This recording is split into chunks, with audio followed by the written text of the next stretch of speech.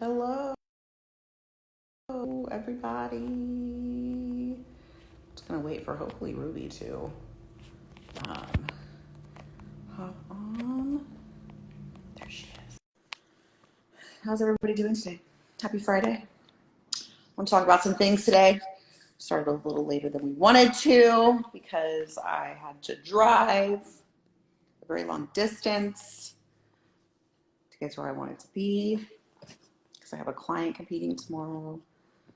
So just got checked into my Airbnb. Need to put all my food away because I made all of my food before I came because that's prep. Hello, how are you, girl? Are you on prep again? Are you doing another show this year? Ruby, Ruby, Ruby. There you are. I invited you. There you are.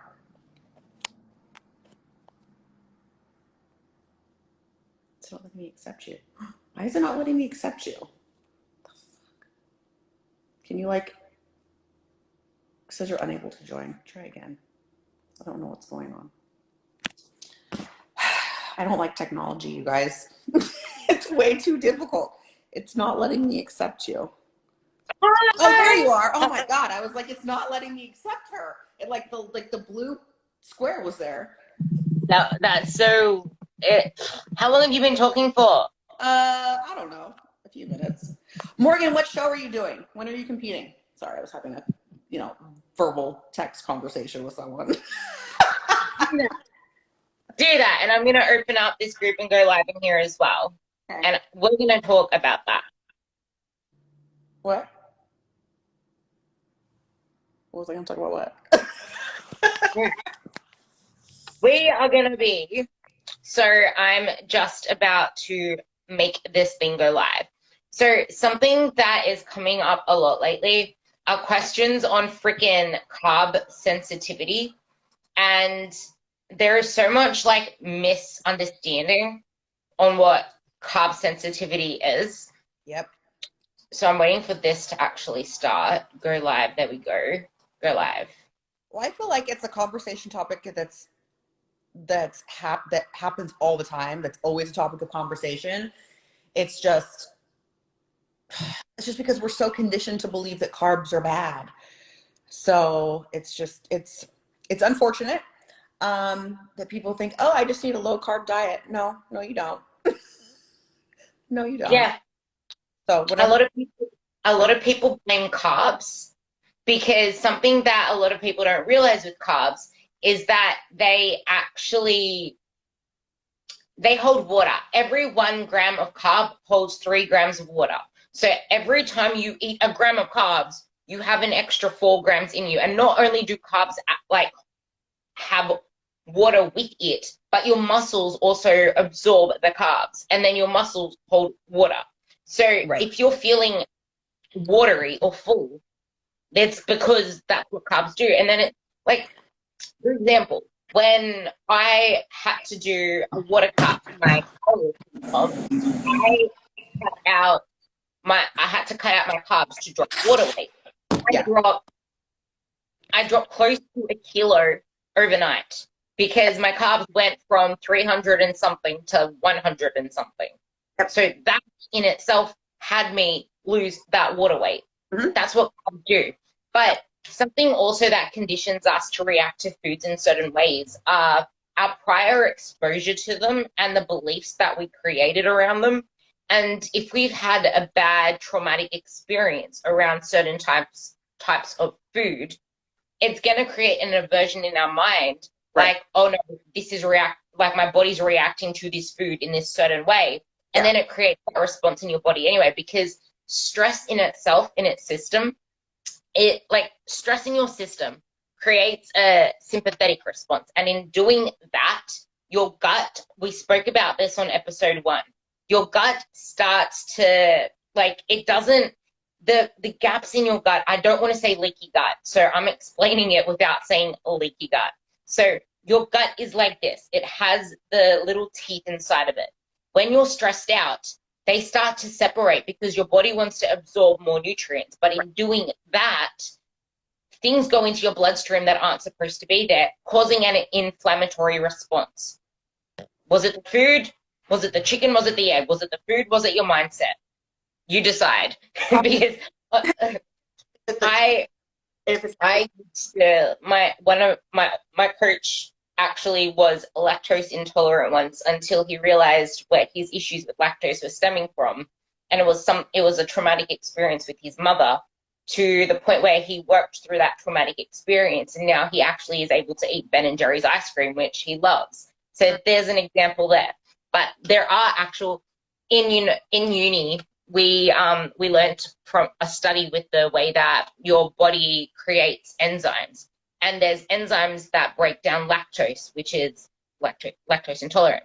And the ones that break down lactose, once you starve them for long enough, they die off. So then when you introduce lactose, all of a sudden your body doesn't have the things to break it down anymore. Some people can over time build up that tolerance again, but not to that extent. Like, for example, I was completely lactose intolerant once, and now I can actually deal with small amounts of lactose because of the crazy restrictions that I did when I was comp prepping. But I want to talk about carb sensitivity because it's pissing me off. It is pissing me off to the point where people are arguing, oh, but you don't know our hormones. Like, mate, I know how carbs work. Right. When people say that they're carb sensitive, it is an insulin issue. Right. People are insulin resistant or insulin sensitive. This goes with diabetics as well. Oh, the diabetic, just starve them of the carbs. You can't eat the carbs. No. PCOS as well. Oh, you have PCOS. You should be eating like no calories and no carbs. Like, I hear that all the time from my PCOS clients. That's what their doctors used to say to them. That's what they used to believe. My PCOS clients are eating a shitload of carbs and losing weight because hers too. Client that just logged on to here, and I keep upping her carbohydrates and her weight keeps going boop. Yeah. So, the thing is, the thing that I focus on when it comes to people that are insulin resistant is actually making them more insulin sensitive. How do you make someone more insulin sensitive? You move your muscles. You move your body. By moving your body, you become more insulin sensitive. Right. So if you want to be able to, like, a great way to do it as a starting point is if you're having digestive issues, if you're really insulin resistant, go for a walk around your meals. Even stretching moves your muscles. That allows you to be more insulin sensitive. Like, the basic of basic movements. Now, obviously, the more advanced you get, then you're going to have to go for a proper walk and stuff like that. But the best answer, I want to say one thing that is going to literally sum this up in total. If you want to become more insulin sensitive, build more muscle. Would you like to add anything onto my little rant with this freaking carb sensitive stuff? Saying, like, just move your body, just stretch. So one of the things that we have our clients do, can you guys hear me? I can't because it's super echoey here. It's really good for the acoustic, maybe. So one thing that we have our client, like our competition clients, do the day before the show and the day of the show, not the day of the show because we're not really eating the day of the show, but the day before the show, is every time they eat a carbohydrate, move your body. Do some resistance bands, do some air squats, because that's going to shuttle those carbohydrates and the nutrients from the carbohydrates to your muscles and not make them not have them just sitting in your belly and then causing water retention. You just reminded me, when I was a comp prep coach, every single time that, because you usually carb load before a comp, it's like every single time you eat a meal, do a posing session. Go and do a posing session. Yeah, I'm just like, I don't care if you're driving, like, I want you to, I tell everybody, I was like, do 20 air squats, do some, take your resistance bands and do some lat raises, just move stuff around so it's not sitting there, so it gets utilized. And totally, like, this whole idea that, oh, it's the carbs that are making me fat. No, it's not that. And this is the question that was posed in the group this week was, I feel like I'm insulin resistant. No. What kind of carbs are you consuming? First of all, How many carbs are you consuming? Did you go from eating 50 grams of carbs a day to now 150 gram carbs a day or 300 grams of carbs a day? Are you consistent with the number of carbohydrates that you're putting in your body a day or the calories that you're putting in your body a day? There's so many other factors to be considered than to just say, oh, it's the carbs that are doing it, it's the carbs that are making me fat. No, first of all, it's not fat, it's water. I was going to bring up keto, but I don't know that I will. This is why people who do keto lose weight so fast, because they are dropping water weight. They're not dropping fat, they're dropping water weight. And then the second they reintroduce, first of all, you're not going keto unless you don't go to ketosis for like months. So unless you're going keto for months and you're never cheating, you're not really on keto. But no one ever is really on keto. I'm just going to put that out there. The second you put a carbohydrate back in your body, you're going to gain that water weight right back. And they're going to be like, well, no, it's gone. No, I gained all my weight back. No, it's just water weight. If you consistently give your body something, it will know how to utilize it, which is why I tell all of my clients, and I preach to the world, it's about consistency in what you put in your body. Not saying the same food every day, but the same amount of food. Don't give yourself 100 grams of carbs on Monday, 300 grams of carbs on Tuesday, 500 on Wednesday, 80 on Thursday. Don't do that. Something else that really irks me is macro hoarding or carb hoarding for nighttime. Like, there is a time and a place for that, but what that does, like, I used to do it. I used to be the one that did this because I was scared of going over my food.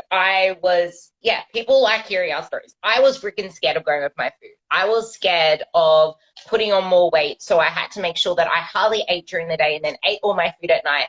And that was causing more issues than not because I was hardly moving during the day when I could have actually been burning a lot more calories. You actually burn a lot more calories if you spread your food out because you're feeding your activity during the day. So do that. Well, but working on breaking that food down. So exactly that too. And something else to keep in mind is something that people find is that even though they are physically full to the point where their belly is exploding at nighttime, you can still eat more food. And that's because your blood sugar is dysregulated. That's because your appetite hormones haven't been on alert because your dopamine levels from like your dopamine when you eat that much food, all of a sudden you're not going to be full anymore. Like you need to have balanced meals throughout the day for that shit. But on the other end, people then fear carbs, so then they don't eat any close to bedtime, and then they wonder why they have shit sleep. Yeah. It's because you're starving yourself of the carbs that actually help with sleep if you eat the right ones. But on another note, because you mentioned this, what types of carbs are you eating? There is no good carbs and bad carbs, but there are carbs that spike your insulin like this. And I'm not talking about GI because GI is bullshit. It is bullshit. Don't believe GI. But it can spike your insulin levels, blood sugar levels like this, or it can bring them like this. If you think you have issues with blood sugar, with insulin, with carbs, eat them with a protein source. Yeah. Don't eat them alone. Eat them with the protein source. But that's another point because you're talking about how it, spikes your insulin. So a lot of clients of mine that will come to me and say, well, I'm super hungry during the day. And I'm like, okay, well, first of all, you're not starving. You've got, 1,700 calories or whatever. What are you eating for breakfast? And I find like carb loading at the beginning of the day. And what they're doing starting at the beginning of the day is they're spiking their insulin and they have a blood sugar crash. And then that causes that feeling and the hunger pangs, which again, I will preach this until the day I die. It's not a hunger pang. It is just what we as society have deemed as I'm hungry. I need to eat. So what you're doing when you're giving your body carbohydrate sometimes is you're spiking your insulin level and then it freaking tanks and drops off, and then you get that feeling of hunger, and then you automatically want to feed yourself, and the first thing you want to feed yourself to fill yourself up is another carbohydrate. instead Exactly. Yeah. of fat or a protein source. So if I have clients that come to me like that, especially if they're on lower carbs, I tell them start your day off with super low carb or no carb, and have like a fat and protein breakfast. Eggs, whole eggs, some avocado, maybe some bacon. That'll keep you fuller longer. Yeah, but something else I say as well is carbs are actually the most satiating macro there is. Like they are actually the most satiating, but at the same time, if you don't have a protein source with it, that satiation doesn't last very long. There's like the satiation point, and then there's the longevity of that. And that's why you need to have it with a protein source. But you mentioned a really good point there as well with the hunger is I don't know whether I spoke about it on this podcast or I spoke about it on my own, but this whole gripe with the intuitive eating and the anti-diet culture, it's just pissing me off because a lot of those people come from people that have taken extremes too freaking far to the point where now they are so anti-diet, so anti-weight loss that it skews up the people that are trying to preach the middle ground.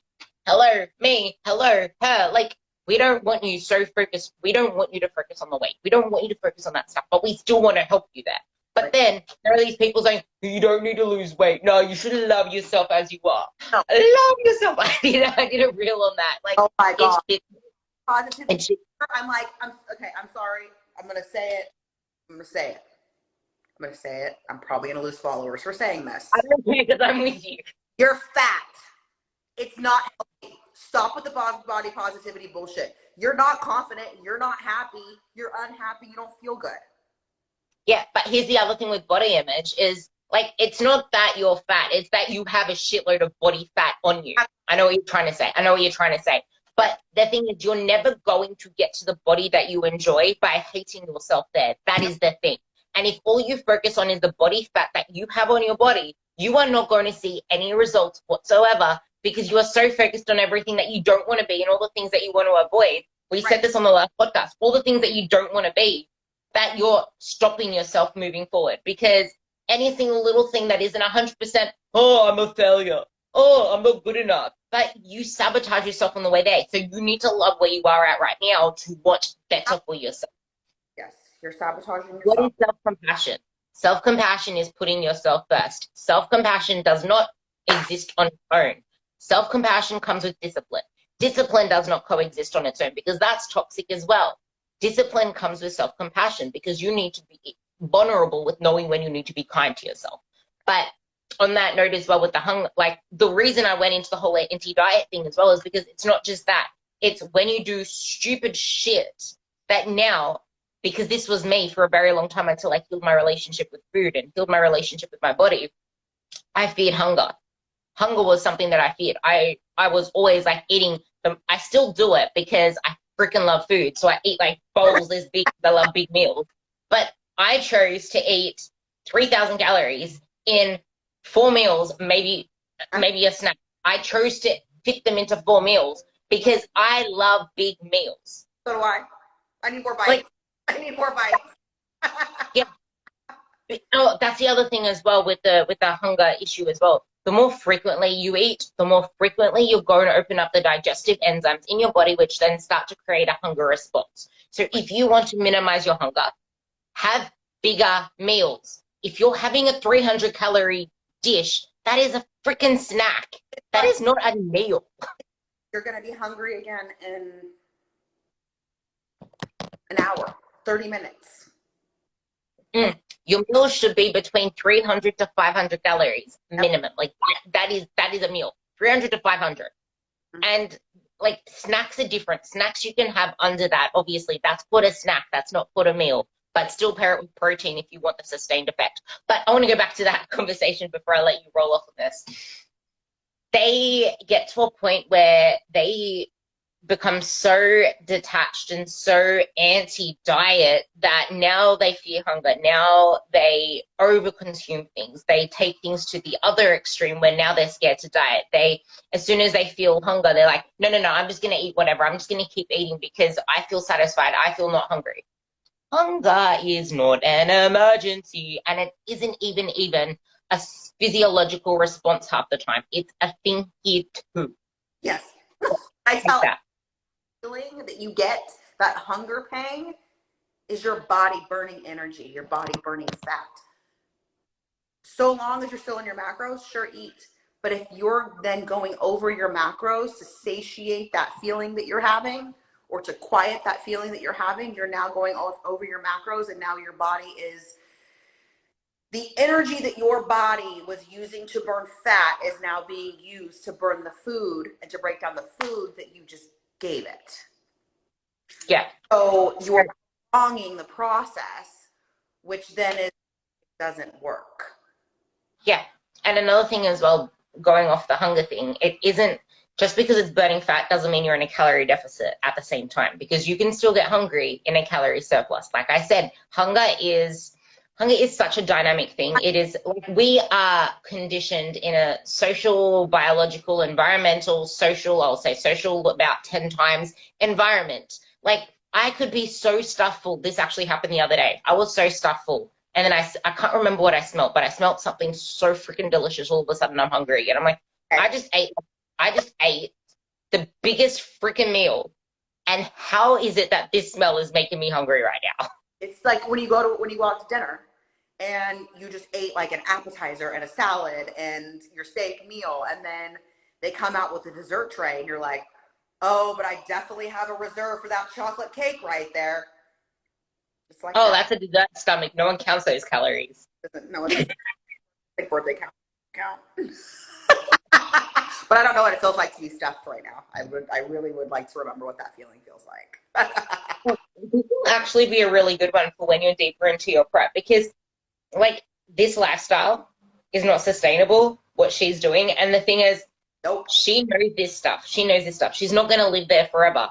Nope. People are living the way that she is, but then they become so chronically adapted to it that now all of a sudden what she is on, which has her feeling like she's freaking starving, Yeah. they aren't even in a calorie deficit on because they've adapted that much. Actually, that post that I made today, it was like, I started writing it out and I'm like, oh, this could actually be 2 posts. And so I stopped writing part of it.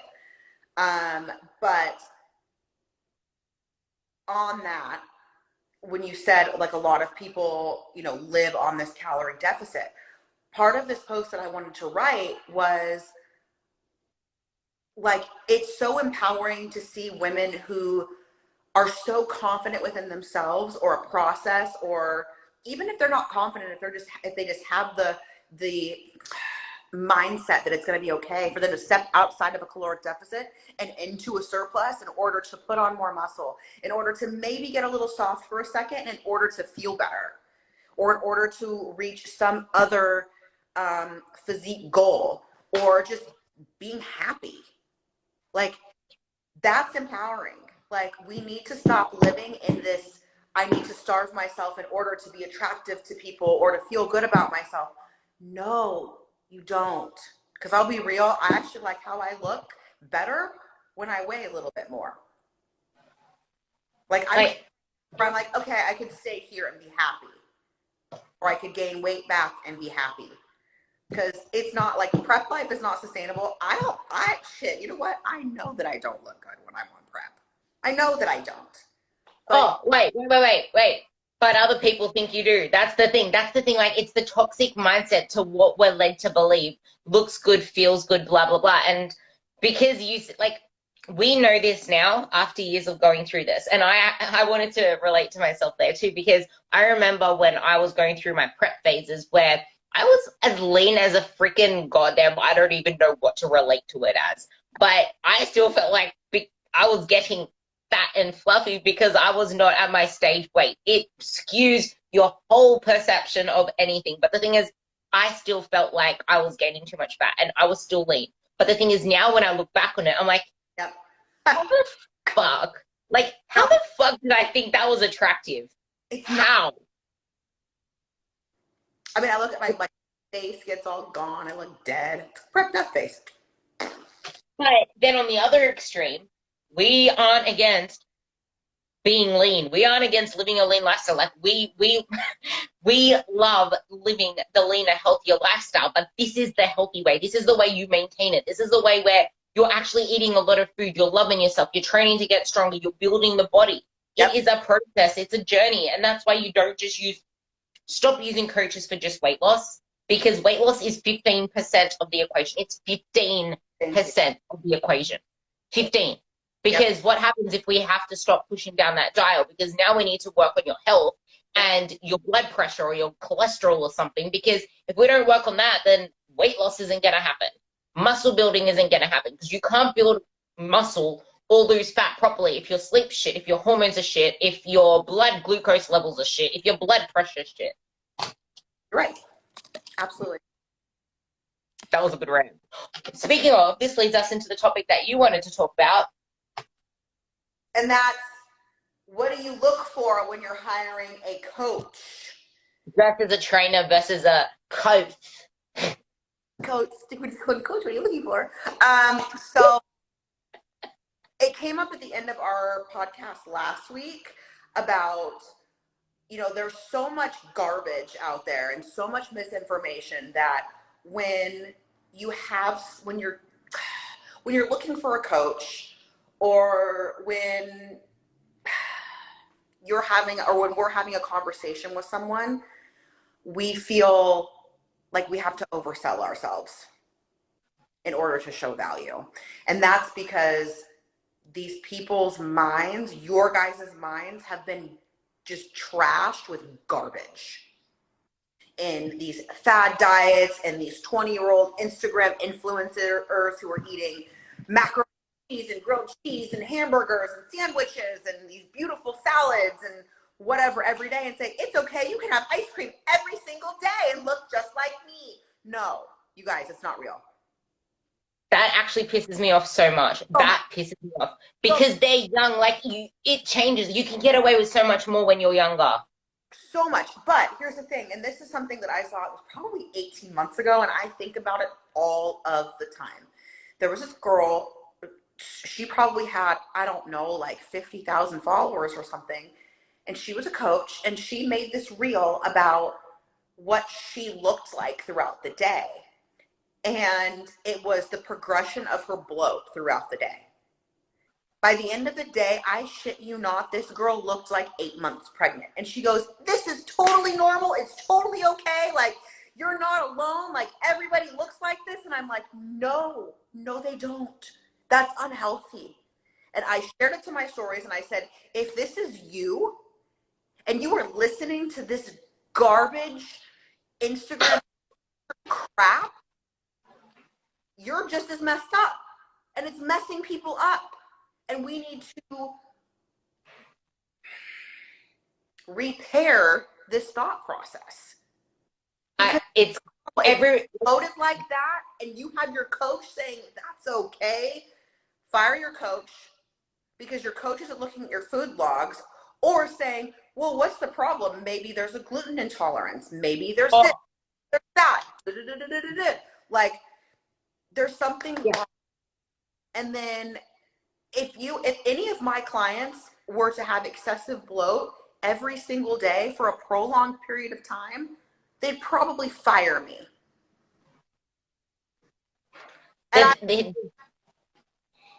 Yes, that's the thing. Like, if any of my clients had that issue, I'd be like, okay, I'm going through your MyFitnessPal right now to see what you ate. I did this with a girl once because she was complaining about her gut health. And I'm like, since when did you start adding in a protein bar? It's really easily on the go. I'm like, take that out and then come back to me. She took it out. She comes back to me. Oh, wow. I'm not having issues anymore. Well, there's sugar alcohols in those bars, and this is why I hate freaking protein bars. Eat some chocolate instead and get your protein through other things. That's why I hate protein bars. But they do, like, some people are fine with protein bars, but most people are not, because they are loaded with sugar alcohols. Nothing wrong with sugar alcohols, but the ones that are in protein bars are usually the ones that are coagulated with shit that your gut just does not like. It irritates it. But because you brought up a really important point about the 20-year-old, and one of the girls commented, there are coaches out there, and there's this coach that irks he is so smart, but there's actually a couple of coaches, but there are some that are really intelligent, but they coach mostly under 30-year-olds. Yeah. And some okay under 35-year-olds, but you can be so freaking smart and put out the best information, but who is your target audience? One, what have you studied? Two, because there are two different things that this person does. One is he studied one of the many courses that I did, and the one that I did, which he uses as what he spouts to everybody, is a high-end sports performance nutrition course. Mm-hmm. And he is touting high-end advanced sports nutrition to Gen Pop people, as in people that aren't sports people or athletes. I already read on a rant about something he preached one day and said how false it is, because it was so false. I even had to ask one of my high-end, like one of my doctor friends, I'm like, do you have anything to back up my argument here so I can actually put it out there so I feel like, so I know that I'm correct? And he sent me a heap of backup research and I put it out there. But the thing is, there are people out there that put in their n=1 plus things they learn from something that isn't related to you. Yet not every message is for you, yet we want to think that every message is for us. And if someone is so used to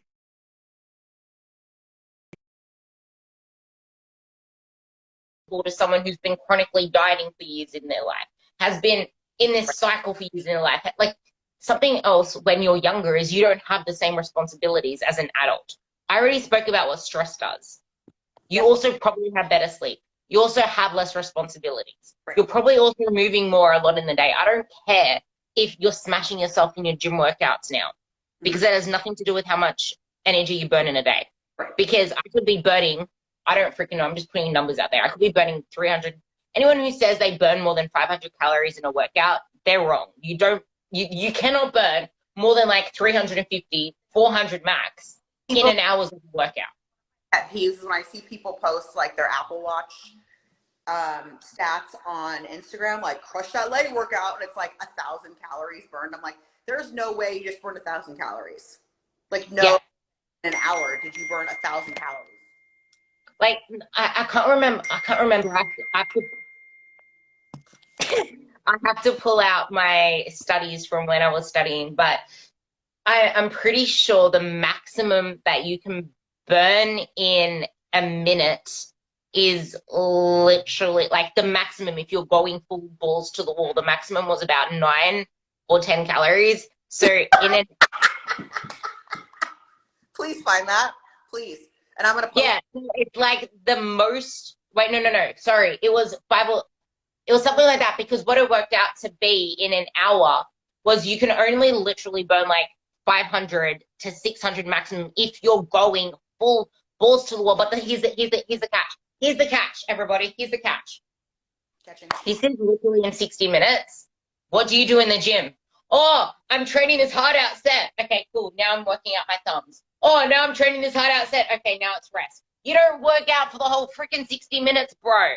If you're sorry, because I saw somebody at the gym this morning doing this, and I almost made a story about it, because I see her probably 3 or 4 times a week, and every single time I see her, she's talking on the phone, like has her AirPods in, like talking on the phone, doing her workouts. If you're talking on your phone while you're doing your workouts, your workout isn't effective. I don't care. She literally hip thrusts like 5, no, she can't do 5 plates because obviously that would be uneven, but like 6 plates. I'm not shitting you. And I'm like, there is no way you're actually engaging anything if you're on. But yeah, if you're working out, take a break on your phone. You're not working out the entire time you're there. Like, there's an analogy that we used in, because I was in pharmaceutical sales for 12 years.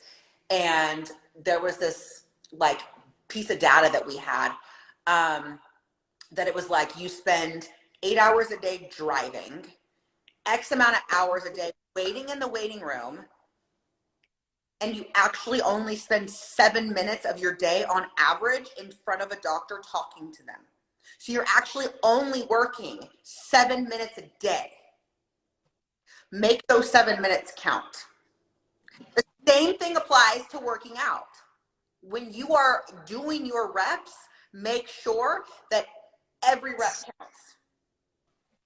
That is so good. That is so good. But on that doctor's point, this is also another thing why I have to actually put this freaking thing on my Instagram reel because I went on a massive rant about how doctors are freaking shit. Doctors are not qualified to give any nutrition advice out. No. Doctor friends that I have only literally done one lecture, two lectures max on nutrition, just so you know. Doctors know nothing about nutrition. Never take advice from a doctor on nutrition.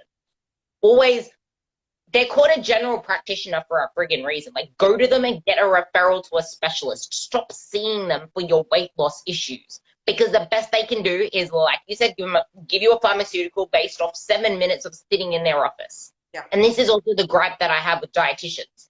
They usually only see you for that one session. They don't track you throughout the day. They're not there the whole time with you. And that's exactly why us nutritionists, and like, that's why it is up to us to actually educate ourselves. Goes back to the what to look for in a coach. This is up to us now because we care about our clients so much to educate ourselves on even more, because dietitians aren't doing what they need to be doing for the majority of the people, and doctors are doing jack shit. They make shit worse. They put one of my clients on like 10 different weight loss pills, and she only ended up getting worse with all her symptoms. And then another one went to see some dietitian and naturopath who put her on some stupid Galveston diet, and she came to me with her blood cholesterol's up here. She was never getting off the couch outside of her work hours and not even sleeping. Like, you need to see someone who cares about you as a person. Right. And so I asked a question on my stories today because, this is what we wanted to talk about today. But, this is just how Ruby and I do. We just kind of go off on tangents and talk about whatever strikes our fancy at the moment. Bring them up. But it leads Let's go through them. Good conversation. Was when you're looking for a coach, what do you look for? And I asked a question on my stories today. I meant to do it like last week, but whatever, I forgot because I've been busy. And the answers were kind of what I was hoping for. And I think that there's so many things that we as coaches don't realize because it's not how we operate. But one of the first responses I got was that you would be surprised how many coaches out there don't respond to emails, miss appointments, you never hear from them. So looking for someone who responds to you and actually makes you feel like you're yeah. So that's incredibly important. Another thing, I was talking to a client I was probably like a month or two ago, and we were standing in a parking lot, and I just made some comment about like my clients and how it's like what feeds my soul. And I had made some comment about how many clients I had, and he goes, how many clients do you have? And I said, like 80. And he looked at me like, what? And I said, what? He goes, I would have never known. And I said, what do you mean? And he said, just because of like how much care and attention you give. And I'm like, well, that's just, I invest in every single one of my clients because I want them to feel like they're the only one. That's actually something that I say to them as well. Like, something like, if the response time that a coach should be giving you is within, like, if they're not responding to you in that same day, like, okay, maybe there are some circumstances where they may not have been able to, but then they might respond to you as soon as they wake up the next day. So, but yeah. People that don't respond to you, I wanted to touch on something you just said, but I just hate it when someone doesn't get a response within the day that they ask. Like, so I don't. I am like a 48-hour person, and that's just because that's why I said 2 days. Let's say 2 days then. 2 days. 48 hours is the way that it should be. Like 48 hours. That's what I have written down. It's just that I don't live by what I write down. I have it written down that you have a 48 response time. That's what's written in the contract. But Ali and I have it written in our contracts that we give a 48-hour response time. But knowing Ali and I, we try to be there for you when we can at an earlier time if possible. This is why I tell all of my clients, do not rely on email. If you have a question for me, you have my phone number. Blow it.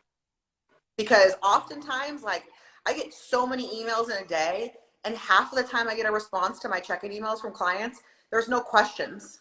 So I kind of just skim them, And so I'm like, if you have a question and it's burning, text me, please. Text me. I would rather you text me, because then it's a better form of communication. And if we need to, if I'm at the gym and I'm checking my phone and I get a text from you that says, like, what do I do for this? And a lot of times, by the time I check my email, your question is irrelevant at that point.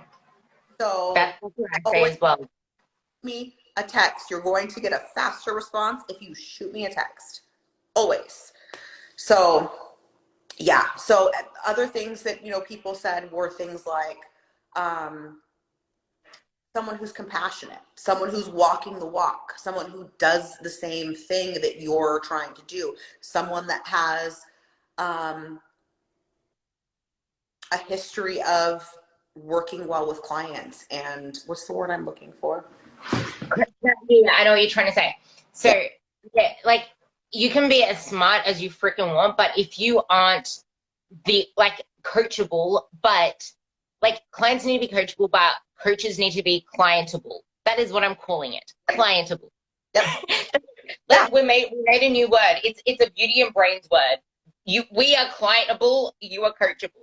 But that's the thing, there are coaches that don't respond to their clients, not even in the same week sometimes.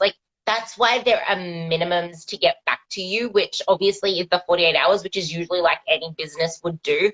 But because there are things that happen on a skim, that is why Ali just said exactly what I say. I could have one client, I could have a million clients. You are the only client that I have in this moment right now, and that's all that matters. If I'm talking to you, you are my only client.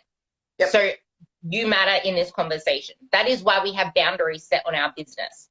When we have boundaries set on our business for, this is when I am active to talk to you, this is how many times I check my phone, for example. This is how many times. I don't use text. I use either WhatsApp or Facebook Messenger. That's where I lack my communication. But I'm just like, if you have a question, ask it there. I have my chats and my Facebook separate. So when I am on chat time, I will check the chat and I will respond to you. And that allows us to have a really in-depth conversation, just like you, when you have your phone out. But people have different ways of doing things. It's just that I never answer my actual phone when it goes off because it's always freaking spam these days. Please tell me I'm not alone. Like spam text messages? I get 10 a day. Literally, I get 10 a day. What's happening?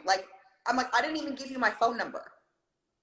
Where's it? I don't know where they're coming from. I get so many calls, so many text messages from freaking spam shit. My phone's always on silent, but it's I open it and I'm like, huh? Who are all these plus this number? And yeah, now it says scam likely or potential spam. I'm like, thanks, I don't need it. I have the spam stuff. I have something that blocks out spam calls, but some still come through. I'm like, what the hell? Yeah. So one thing, so I was driving today for 3 hours to my location now into beautiful Fresno, California, and I was listening to a podcast that's topic was what people look for in a coach. And one of the hosts said something very profound. I'll be back. Keep going. That I wrote down, and that was, hiring a fitness and health coach is a very vulnerable thing to do.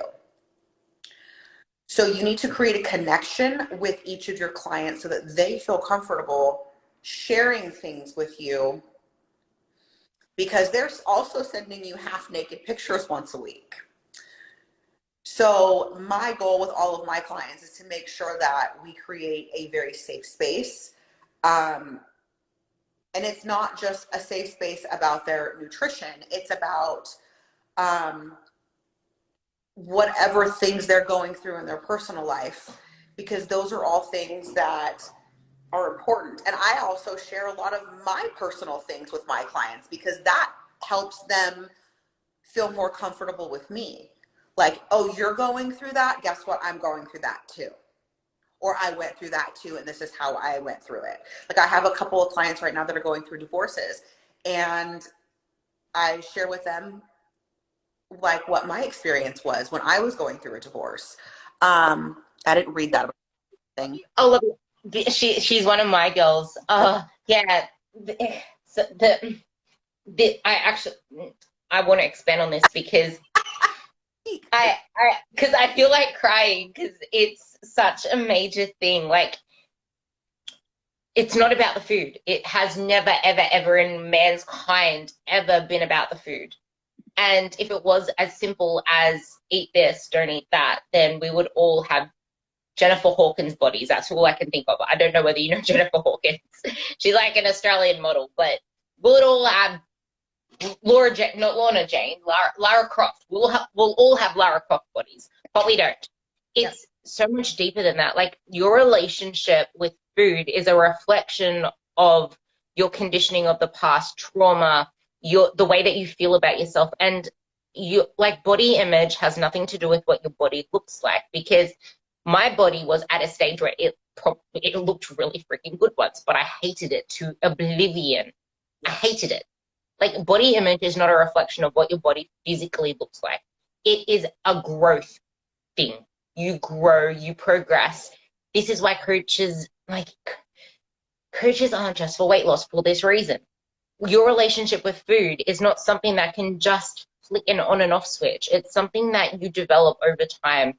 It's something that it's like a nourishment type of thing. And like you were saying with the vulnerability and the connection thing, this is where it comes to, are you coachable? It's not just about us doing our job, because we can't be the best coaches we can be without you being coachable. And a lot of clients aren't coachable. They don't reach out. They block off. They drop off and turn into a shadow when they struggle. They don't check in when they need to check in most. Like, we try so hard to do what we can to give 500%, but it's also up to you to realize that this isn't about food. This isn't about training. This is about everything else. And if you don't tell us that everything else, we spoke about this on our last podcast. You were talking about this with one of your clients, but we won't know whether you're having some stupid relationship. Well, it's not stupid, but you know what I'm trying to say, like some relationship issue or sleep issues, or your business is going up in flames, or your job's going up in flames. So we don't know why you're not able to do what we think is supposed to be happening if we don't know this other stuff. Yeah, well, and I can tell you from personal experience now, because I've been through it now. Like, before, I had empathy, but I didn't have as much empathy when people were going through personal things and their eating was affected, until, like, I went through a breakup, and simultaneously my mom's diagnosed with, with cancer that's going to end her life. Like, I went into this, I'm literally force feeding myself because I have no appetite. But I did it anyway. I force fed myself. But I was like, I can easily see now how people just fall off because of all the things personal going on. Yeah. It takes that as well. And that's for my clients, I want to be a resource. And one of my new clients the other day said something like, oh, so basically you're going to be my nutrition coach and my therapist. I said, absolutely. I get that all the time.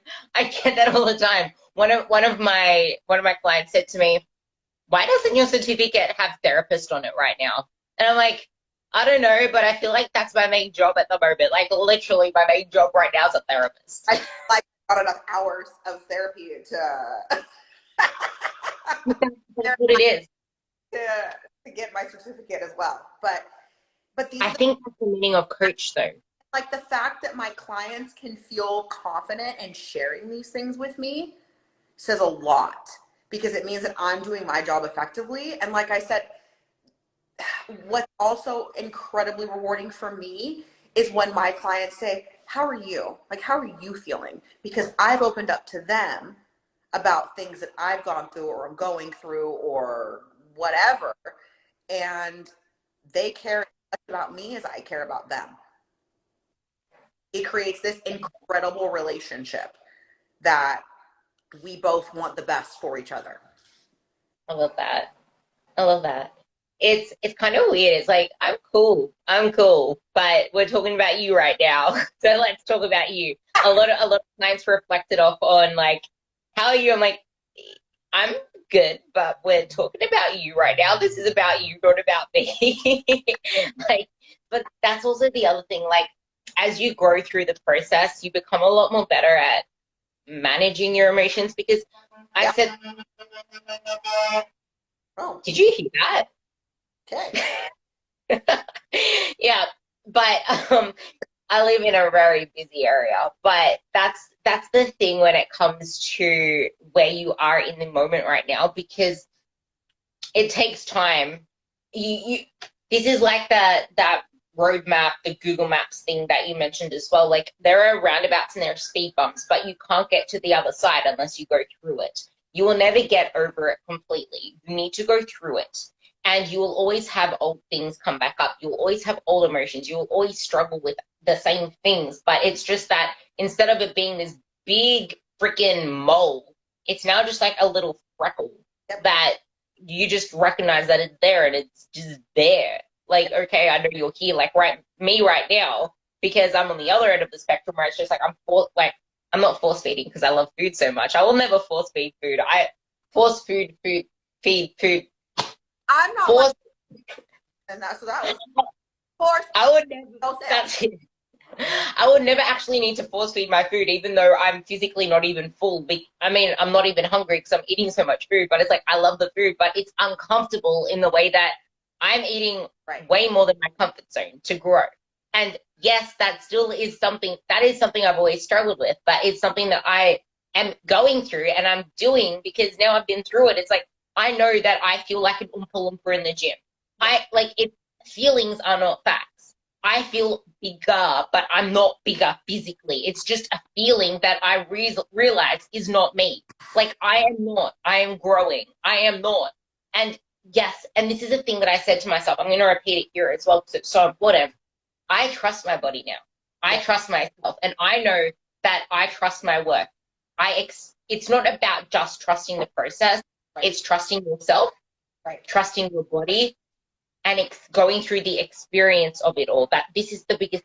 Oh, I like that lighting. This is the biggest thing. we're Instagram wifeys right now, but anyway.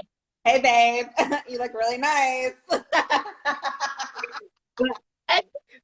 we're brains beauty brains banter. But that's the thing. Like when it comes to that, like. Back to what I was saying with the body image type of pushing the food thing. It's like I'm experiencing the process. People come up against resistance, but they run away from it. They feel it and then they fear it and then run away. Whereas what you should be doing with the resistance is allowing yourself to experience it. Question the feelings, question the self-talk that happens around it, because you'll realize that your self-talk is the one thing that's actually limiting you, and then push through it. And that's what I do. Like this is something I've never done before up until this year. Like this is a continual process for everybody. And like I did it in different areas last year and I did it in different areas the year before. But this time it's related to my body going through growth. Last year it was about lockdown, which was because I was in lockdown pretty much all of last year. But I recognize this. And if what I'm going to do is stop pushing my calories even higher, trying to grow my body for a long, long period of time and months and months and months. What's the whole point going into a fat loss phase if I'm just going to look the same year after year after year? Like literally, losing fat is one of the easiest things you can do. Like literally, it doesn't seem that way for 95% of people because you've been taught the wrong way by wrong coaches, which is why we're here to explain this shit. Like you've been taught the wrong way of what it consists of, one, and two, you've been dieting your whole freaking life. Like, get out of a goddamn diet and start to actually feed yourself up. If they get to a point where they've wrecked their metabolism to the point where they're now eating 1,200 calories a day and they're not losing any weight.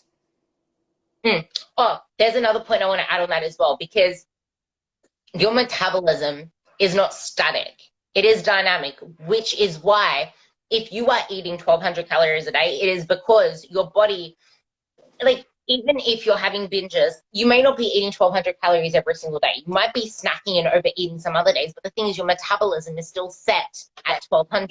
So what happens is, because your metabolism is set at 1,200, these over here You're trying to feed a 1,200 calorie engine with a 3,000 calorie engine for a day. Like, what do you think is going to happen? It's going to overspill. Yeah. That's what happens when you've been eating that much for so long, and then you have these random things. Whereas this is why people say they lose weight in reversing, which I have a 2 or 3-part series coming out on soon about what reversing is and isn't. But that's why when you actually bring calories up like 1,800 from there, you start losing weight. It's not magic. It's because your body's now doing and using. It's trying to actually be a 3,000 calorie engine, even though it's not on there. But it doesn't happen straight away. Like, Right. the metabolism is a complex thing. This is probably going to be something that we need to talk about over For sure. podcast. For sure. And sorry, I'm being hella distracting. I have to leave here in like 10 minutes, and I have to eat because I have to eat by the clock right now. That's exactly why we just summed it up on the fact that we will go over metabolism and other things of those spectrum. If you guys have any questions on that stuff, message us or comment below, and we will talk about that as well. But I think we covered quite a lot today. We did. Yes. Always. We did. So I am going to download this, put this onto the Beauty and Brains podcast, and I'm pretty sure it's on iTunes now. Yeah, she put it on iTunes. So it's on iTunes and Spotify. Oh, it's the door. Sorry. I yell at you when you don't close the door. Sorry, I don't like to close my fridge doors, okay? God. But the last thing I will say is, you guys, I meal prepped for the whole weekend, every day. I spent a couple of hours yesterday pre-packaging all of my meals for this weekend because I'm on prep. And I have to, because I have to eat the same things every day. So.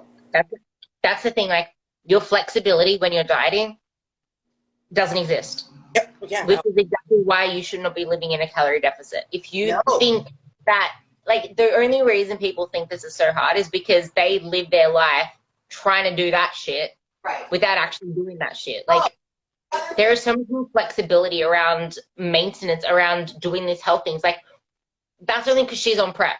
Like, fat loss doesn't have to look like that. That's prep.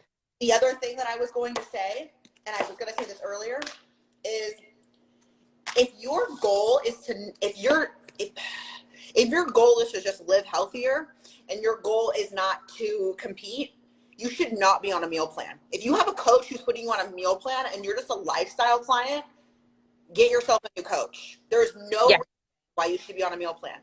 If your coach is not teaching you how to have a sustainable diet or a sustainable plan that you can freely go out and eat dinner with your friends and still be on track towards your goals,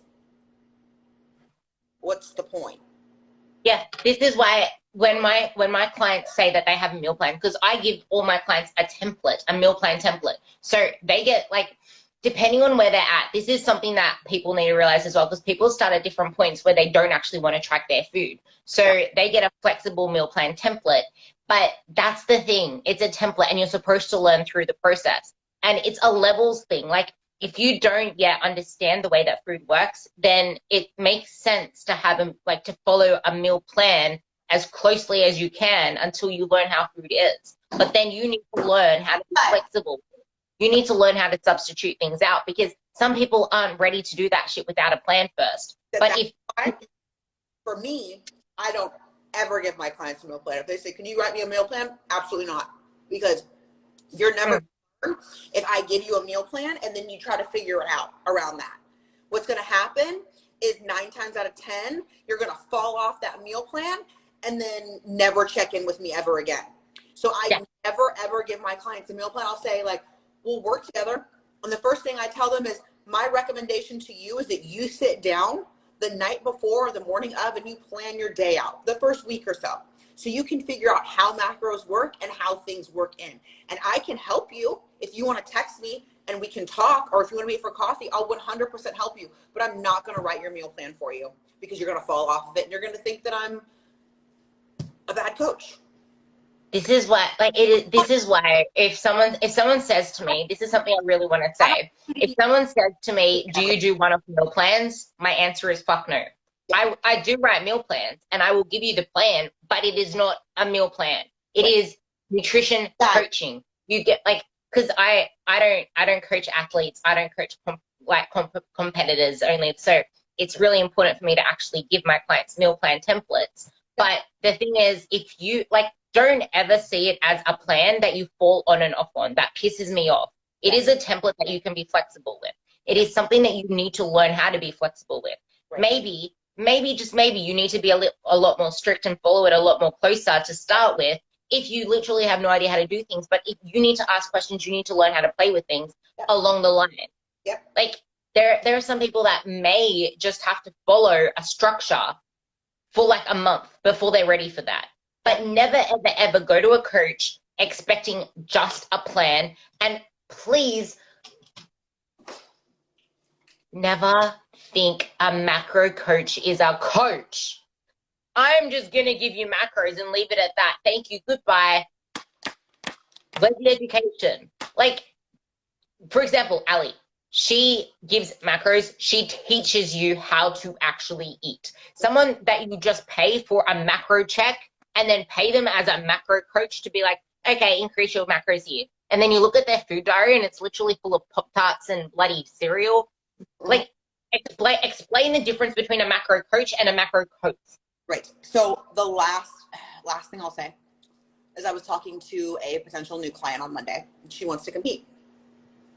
And I'm not going to say the person's name that she's working with, but she's a very popular, famous Australian IG influencer. And she's been working with her. And she's like, I don't know if you know who she is. I'm like, I know exactly who she is. I was like, she's beautiful. She's like, well, she's my coach. And I said, oh, is she? And I said, so I started asking questions. I said, well, what are your macros? I have like 2,200 calories a day. I was like, well, what's the macro breakdown? And she wasn't sure. And she said, but I have like a meal plan. And like each day, depending on what workout she has me doing, she has my meal plan different. I'm like, okay. And I was like, how often are you checking in with her? She goes, well, I submit my weight and pictures like once a week. And I'm like, well, do you hear back from her? No. Like, you're paying this Instagram influencer that has dozens of thousands of followers to be your coach, but she's not actually coaching you. I also hate that thing where it's changing the meal plan every single day. It's like, that's no. Yeah, my lunch will be different or my breakfast will be different. I'm like, that's not doing anything. That's not teaching you anything. It is.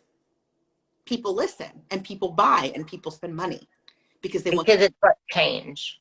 And because it's got change. And this is why you get that one, like this is why with me, you get that one template unless you want my help to change something, which I still do with a few of my clients, because a few of my clients love doing it that way, because I don't have one way of coaching. I have one client who's been with me for 4 years and she loves just following a meal plan because she doesn't have to think about it. And she doesn't want to use MyFitnessPal. That's okay. She's been with me 4 years. She knows how to substitute things when she goes out. She knows how to play with her meal plan. She's been with me for 4 years. So she knows. And that's exactly what Ali and I want to get out there. A coach should come with education around the food. But here's the biggest thing that we want to end with right now. It doesn't come all at once, and you can't expect to have all the education all at once. If you're going to take this and then say, oh, okay, so I haven't really learned anything the first month. I haven't learned anything the first 2 months. No. This is something that's a process over months and months and months, because you may not be in the place right now to learn about the food in the way that you think you should. Right. You might not even be in a place to learn about food at all right now, because you need to heal your relationship with food. You need to heal your relationship with your body. Right. You're in a chronically dieting mindset. There are things that you may need to focus on before that. Yep. But there are coaches that don't talk about that stuff. So it's someone that meets you with where you are at. And it's not about getting everything all at once, because you might just need the macros or just track your food on your own without actually dealing with that in this point right now. It's dealing with you as a person. Yeah, we're not magicians. We're not going to wave our magic wand and all of a sudden, like, everything's going to make sense to you. It's a process, and we are reteaching you. We are teaching you about nutrition and food, because most of us don't know anything about it. And here's the thing, you and I are still learning. We don't. That's the thing. Not even close. We're forever students. We're forever students. And we will always say we're forever students. Coaches that are not forever students are living in the 18th century. I was going to say 21st century. I'm like, that's not right. They're living in the 18th century. And coaches that just go by textbooks, the textbooks outdated as of 20 years ago, because textbooks also take a long time to get printed and then get put out. Right. So yeah. So we're still learning. And our goal is my goal as a coach is not to just throw something at you. My goal is to teach you so that even after we work together, you can continue to learn about your body and what works and what doesn't. I always say my goal is to give someone another shot at their life, living a thriving life full of quality. Because if you're so obsessed with food, you're so obsessed with your body, you're not happy with where you are right now in any regards, you're not actually living. No. And that's what we want to do. I always say, I want to make sure that you get a thriving shot at life. And that is not just about food. That's not just about training. But it is up to you to see that yourself so that you can use your coach the way that you should be using a coach. And that's to talk about things that matter, not just, I fell off plan today. Okay, so why are you telling me, wait, I fell off plan 5 days ago? Okay, so what happened in between? Why didn't you come to me?